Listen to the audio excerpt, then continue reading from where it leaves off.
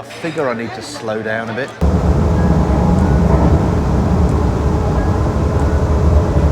I'm in this very busy place of Leather Lane, which is sort of behind Hatton Garden, the jewellery quarter for London. Farringdon, Clerkenwell, that sort of area. There's fantastic light. There are so many people, maybe too many. It's not an area I know well, so slowing down isn't easy because I'm always racing around trying to find the best place, but I know that's probably my best plan. So I'm just going to amble with no expectations, and maybe this is somewhere I come back to, or maybe this is a video I don't even shoot. So down on the Elizabeth line, the newest line on the tube, and just enjoying these spaces. It's really busy. This is a quiet lull, but if only you could bring a tripod down here, you get some amazing slow shutter speed images. I've had a go. Ain't working.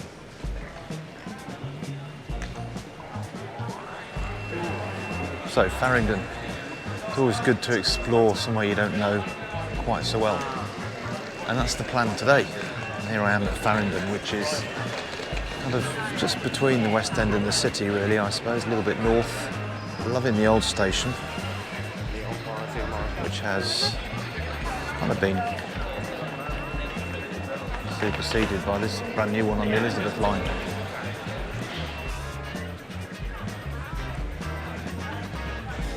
Up to Leather Lane and a bit of a market. Ancient market apparently, or at least very old. So have a bit of a wander through, 28mm lens on, some close-ups of people probably just going about their day-to-day life.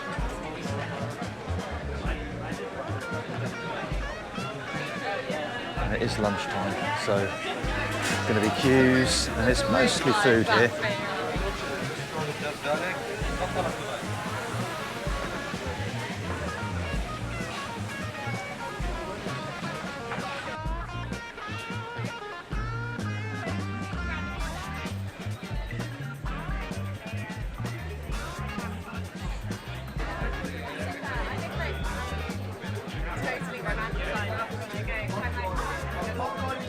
Always on the lookout for a frame. Here's my frame, and in the camera, frame it up pretty nicely. Just wait for the right person or pigeon. And with it being the summer, lots of people eating out. Haven't struck gold yet though.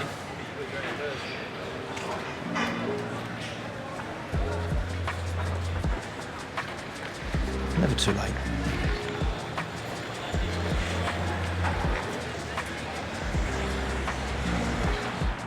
So I've come out of Smithfield Market and I'm heading up what is apparently Long Lane. I wonder why they called it that. I'm heading to the Barbican, which you can just see in this tower block here, beginning of 60s brutalist estate, if you don't know it. It's all about the harsh lines, verticals, horizontals, and hopefully some good light and contrast. A while to go before I get there yet though, and there's plenty to see on the way.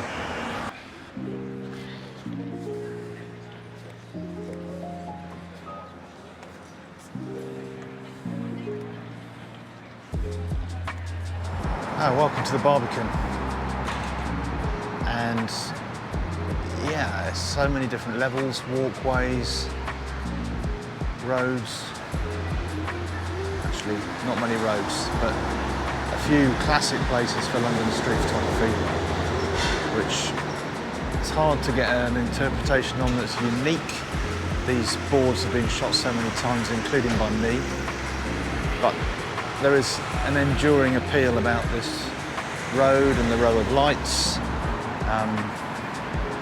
and the view if the light isn't too much for the GoPro. pretty cool as well. So a little bit of time here. Bit of a wander around the walkways of the Barbican. So many opportunities for frames and bits of light, bits of shade.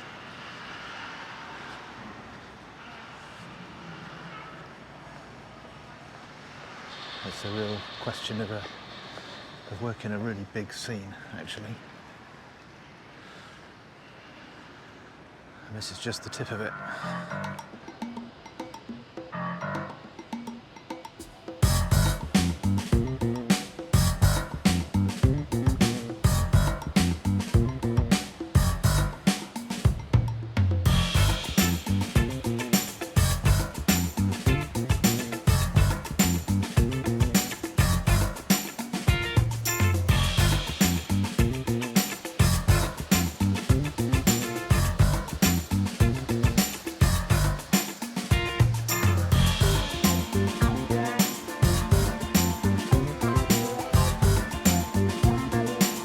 Abstract shooting to be had here, and as seems to be so often today, I find myself waiting for pigeons or things to fill those softer spaces. But I've switched from a 28 to a 50mm lens. I did go via the 90, which was proving to be just too long and hard to focus on the M11, but the 50 is proving okay, except I'm kind of now wishing I'd gone back to the 28, but there's so many different things to shoot here. It's not just the contrast and light that particularly appeals here, but it's also the contrast in the natural surroundings and the harsh lines of the man-made, the brutalist structure, and then you've got these soft trees, greens, very environmentally demonstrative, there's a phrase, against these harsh concrete walls, and I think it makes for a stunning contrast. Some nice leading lines leading into this artist at work here, and beautifully framed leading lines. Could be a nice image. See better in the camera, I think.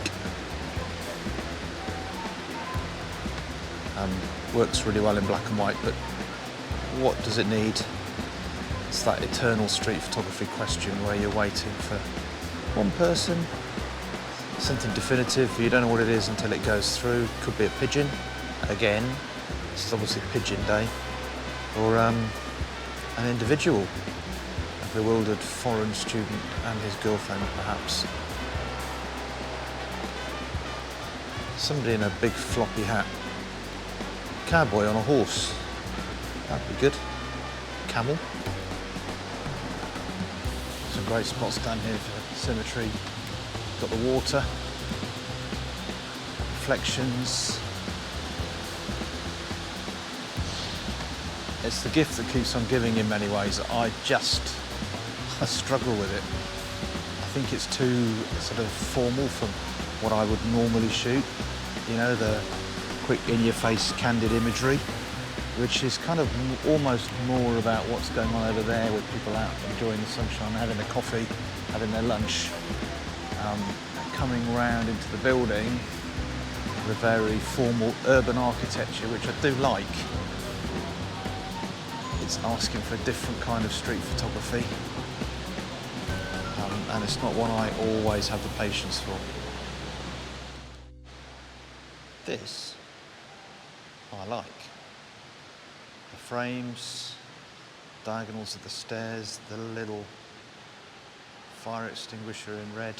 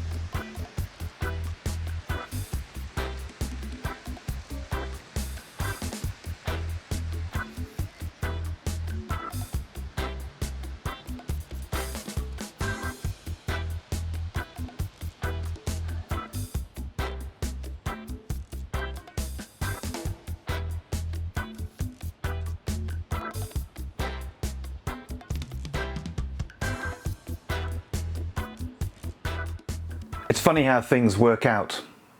I said I needed to slow down. I hadn't anticipated that it would actually take me 7 months to get round to getting this video actually off the camera, edited, and to you with some prints to show. But we've been through the end of summer, we've been through autumn, we've been through winter, and we're now into spring. So these images I've taken now seem like they were taken quite a long time ago. Nonetheless, let's have a look at what I came up with. As usual, I've got a handful, 4, is that a handful? Officially, yep. A handful of images that I've printed out to share with you. First one is this chap in the barber's shop. I always find myself drawn to barber's shops. There's something about them, I can't quite explain what it is.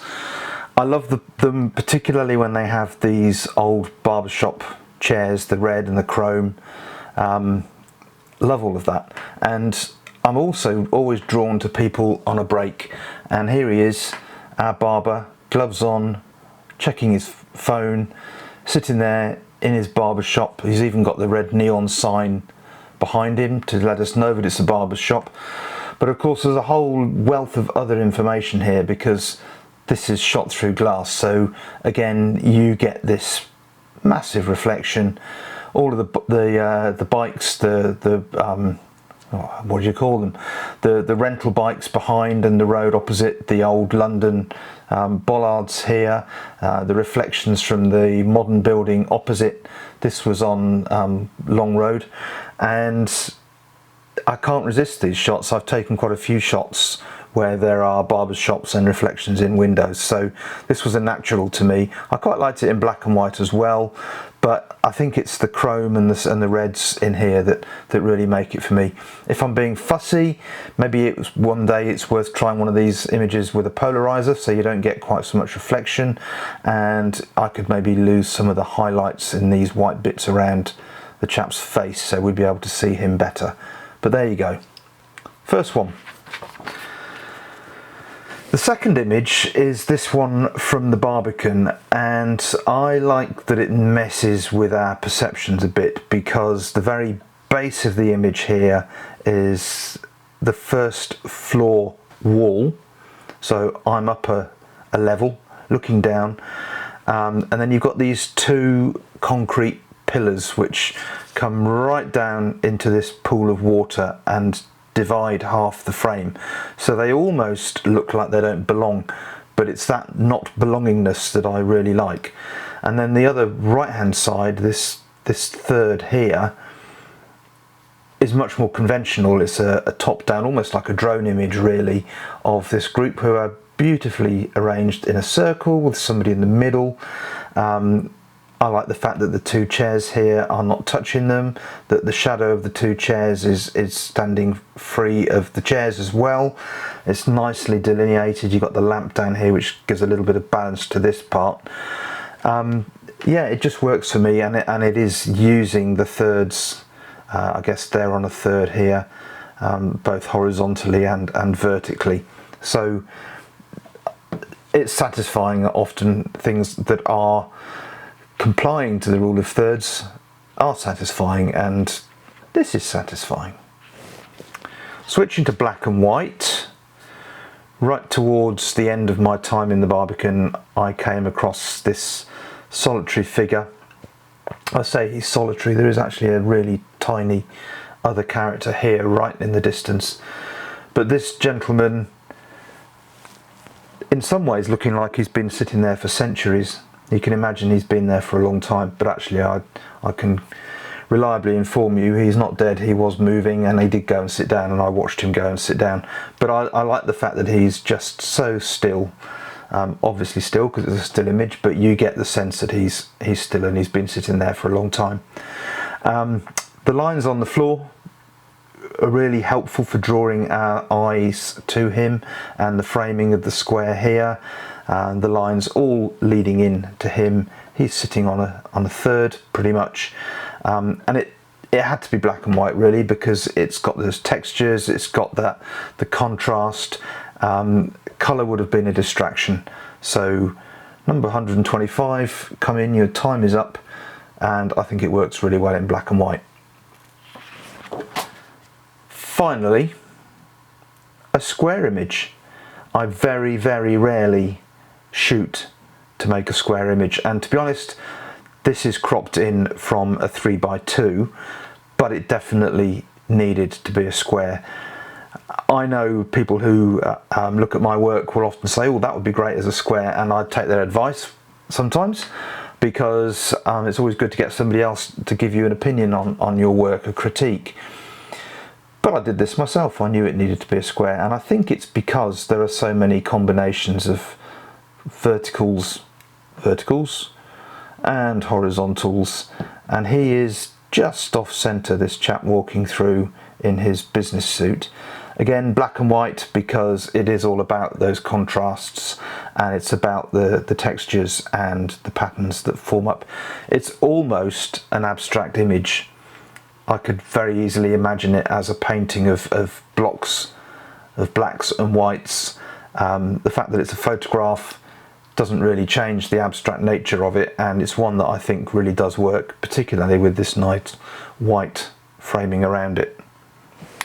So there you have it, an afternoon in Farringdon and Barbican in summer, and before we know it we'll be round to the summer again. But I hope you found it useful, interesting. I hope it inspires you to get out there and have a look at those areas yourselves. The Barbican is a fascinating place to visit, particularly in harsh sunlight, because of all the shadows and bright spots that it creates. So go and have a look. If you've enjoyed the video, please do give me a thumbs up. If you've loved the video and you haven't subscribed, then please do give me a subscription. It really helps, and I look forward to seeing you in the next one. Take care.